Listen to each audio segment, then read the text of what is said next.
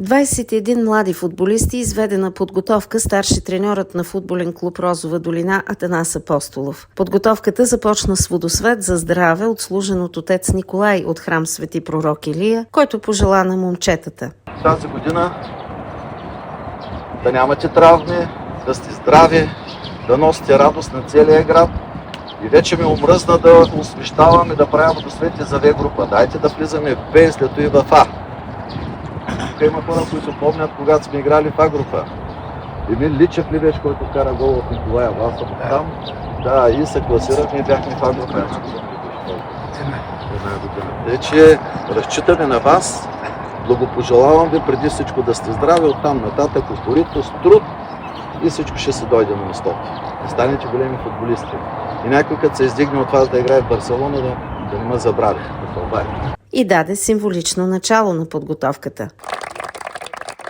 Преди дни стана ясно, че през новият сезон в отборът няма да участват Николай Георгиев, Стоян Иванов, Стоян Добрев, Надим Ангелов, Атанас Йорданов и Руси Чернаков. Ръководството, треньорският щаб, футболистите и всички в футболен клуб Розова долина изказват своята искрена благодарност на играчите, които поемат по нов път своите футболни кариери.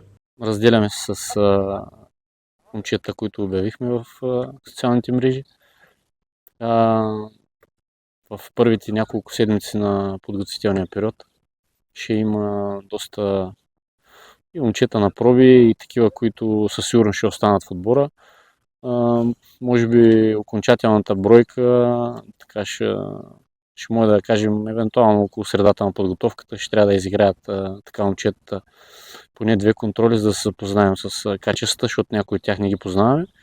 И вече съответно към края на подготвителния период така ще има яснота за новите попълнения. През лятната подготовка са предвидени 5 контроли с отборите на Нефтохимик, Созопол, Димитровград, Ямбол и Хасково. Мачовите, контролните, сега поне първите 2 ще бъдат в Стралджа с Нефтохимик и с Созопол, понеже искат така разстоянието да е горе-долу в средата.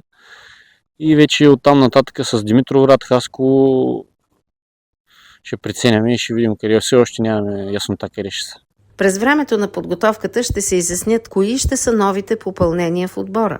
Днес започваме с 21 човека, като 3 момчета така, има едно болно, 2 момчета са още на почивка, ще се включат другата седмица. Очакваме така и, както казах, другата седмица са присъединят и още момчета на проби.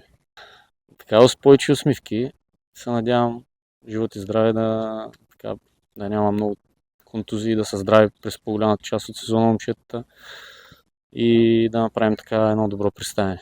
Доста момчета има от школата, които започват днес с тренировка. Това трябва да обърнем внимание. 9 момчета, като 2 от тях са от школата на Арсенал. Другите останалите са от тук.